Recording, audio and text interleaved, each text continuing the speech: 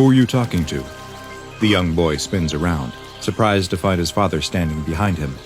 The boy seems nervous and hesitant to answer, but after being asked again, he admits to his father that he was talking to the lady in the fountain. The boy's father is confused. The lady in the fountain? That's right. The boy explains that she is nice, just like Mom. He thinks the woman in the fountain may even be his mom. The father sighs. He takes the boy's hand and leads him back inside the house, where the father is hosting a small get-together. One of the father's guests asks if things are okay, and he tells her that everything is fine. He's just worried about his son. It has been a very difficult year following the death of his wife. He tells her that he's afraid he might be developing behavioral issues as he watches the boy staring out the window at the fountain in their backyard. Later that week in school, the children are supposed to be drawing pictures of their families. The teacher moves from child to child, checking on their progress, and stops at the boy. She wants to know what he's working on. The boy explains that it is a drawing of him, his dad, and his mom who lives in the fountain. The teacher doesn't understand. His mom lives in the fountain? That's right, the boy tells her. The fountain in their backyard was her favorite place in the whole world. His mother had told him that it was a magical place and was the reason they bought the house. After she died, he heard a voice coming from the fountain. It doesn't sound like his mom, but he knows it's her. She lives in the fountain now. The father thanks the teacher for calling and promises that he'll talk to his son. He's very sorry that the other children are frightened by the stories about a woman in their fountain, and he's going to make sure this whole business comes to an end for good.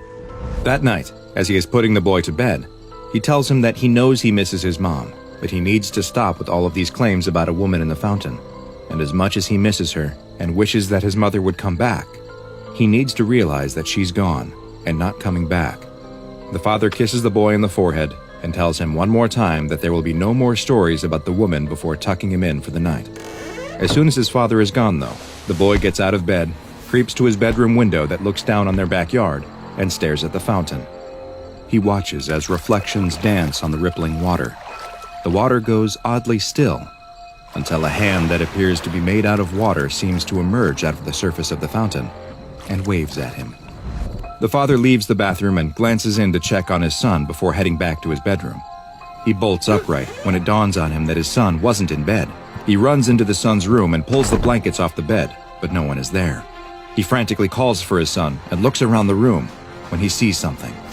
He hurries to the window where he watches as his son walks towards the fountain. But what really has his attention is the woman, translucent and shining under the moonlight, beckoning for the boy to approach her. The father rushes downstairs and out into the backyard, where his son is in an embrace with the watery woman. He is terrified, but his fatherly instincts take over and he sprints to the fountain and rips the boy away from the creature. As he pulls the boy back from the fountain, he watches as the solid, watery figure of the woman appears to turn back into a liquid and collapse into the fountain.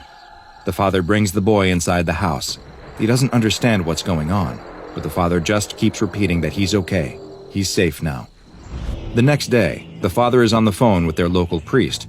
He knows how crazy this sounds, but the police didn't believe him, and he didn't know where else to turn. The priest tells him not to worry, that he will be there soon to take care of it. The priest arrives at the house with 2 assistants and tells the father that it would be best if he and his son leave. The boy is crying, pleading with him not to hurt the nice woman in the fountain. The father has to struggle to restrain his son, but eventually is able to get him out of the house. Once they're gone, the priest turns to his assistants. He takes off his shirt to reveal a tactical vest underneath emblazoned with the SCP logo as his assistants do the same. Time for containment, he says, as they head out into the backyard towards the fountain and the anomalous creature that lives there. Hi, I'm Dr. Bob, and this is SCP-054, also known as the Water Nymph.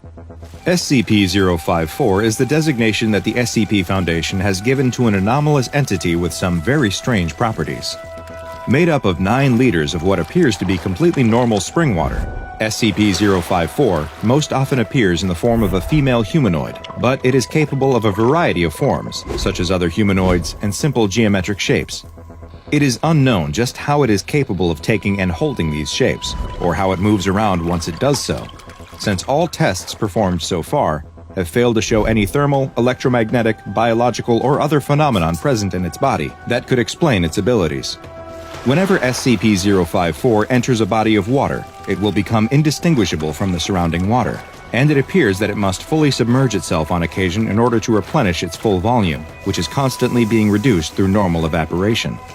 Water that has evaporated off of the anomaly has also been collected by the Foundation, and it too is indiscernible from regular water and exhibits no special properties. After its discovery, Scp-054 was moved to Site-08 for containment, where additional research and study of the creature could take place. Its special containment cell was made watertight and equipped with a specialized climate control system, as well as an ornate fountain filled with fresh spring water. Surprisingly, the entity seemed to enjoy its new home and appeared happy to interact with Foundation researchers, guards, and maintenance staff, frequently mimicking their forms often in a playful manner. While at first, 054 would retreat back into its fountain when it wasn't interacting with staff, as time went on, it seemed to grow more and more comfortable, and eventually came to spend almost all of its time outside of the water. Though it would still always return back to the safety of the fountain and disappear into the water when attempts were made to extract samples directly from its body. Though it avoided having its water drawn, it was through a variety of different tests by SCP researcher Dr. Seskel that much of the Foundation's knowledge of Scp-054 was gained. Though whether the methods researchers used to acquire this information were appropriate is up to you to decide. In a test dubbed the Water Loss Experiment, Scp-054 was denied access to water. As a result, its shape changed, with 054 becoming more compact, most likely in order to reduce its surface area as much as possible and reduce the rate of evaporation that occurred. For the first few days after access to water was removed, it would happily greet anyone who entered its containment cell, which may indicate that it was attempting to charm staff into providing water. When after a few days its water supply was still not turned on, it stopped acting especially cheery, perhaps realizing that its happy disposition was doing nothing to advance its cause. In an extreme temperature test, researchers were authorized to experiment with subjecting Scp-054 to temperatures below 0 degrees Celsius. The entity became more and more lethargic as the temperature in the testing area was lowered, and eventually froze completely. Ice chips were collected for study, but analysis revealed no abnormalities or differences from standard water. The opposite test was also performed, and the temperature was raised to 95 degrees Celsius, just shy of the 100-degree boiling point of water. 054 became very aggressive as the temperature approached the upper threshold at which water can remain a liquid, and it attempted to escape the testing enclosure. Researchers noticed that following this test, the entity became increasingly resistant to being moved from its containment cell to the testing area, likely fearing that the researchers intended to do it harm. Scp-054's memory was tested as well, and it proved very skilled at solving puzzles and navigating mazes. Researchers initially had an issue with motivating 054 to participate, but Dr. Seskel discovered that the anomaly was quite responsive to the use of electrical shocks. The researchers would often push 054 too hard in these tests, though, and soon found that they would need to give it a 48-hour rest period between any strenuous experiments. The final test performed was meant to gain some insight into how Scp-054 maintains its form, by seeing how it reacted to a hydrochloric acid solution. It unsurprisingly resisted this test, and the temperature in the testing area was lowered to just above freezing in order to try and control its behavior. This did not prove to be enough, though. Scp-054 fought back against Dr. Seskel and his research assistant, seriously injuring both of them and necessitating a halt to the test. In fact, all testing on Scp-054 was stopped following this incident, as it appeared to develop an extreme mistrust of males, who made up the majority of the staff who had been performing the tests.